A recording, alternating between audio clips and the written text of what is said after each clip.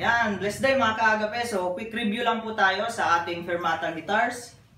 So, ipapakita ko na rin po kung ano yung makasama niya pag binili niyo po yung Fermata guitars. So, una po sa lahat, meron po siyang strap na kasama.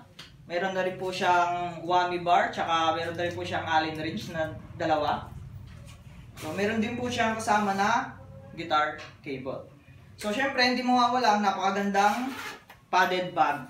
Tsaka mayroong nakalagay sa baba na Fermata. So, check po natin yung gitara sa loob.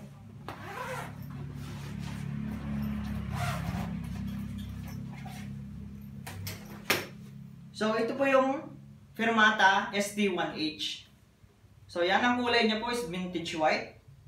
So, ang kanyang headstock, so mayroon po nakalagay dito sa taas na Fermata. So, ang kanyang tuners is die-cast. Ang kanyang nut is bone nut. Ang kanyang fret wires is stainless frets na po siya. So, ang kanyang fretboard is maple. Ang kanyang fingerboard is maple din po. So, ang kanyang body naman po is poplar. Yan, so napakadaan po siya. So, ang kanyang electronics is HSS. Yan, so, meron din po siyang 5-way switch. Yan, meron tayong isang volume, meron din tayong dalawang tone control. So yan, so ang kanyang napakaganda po sa personal.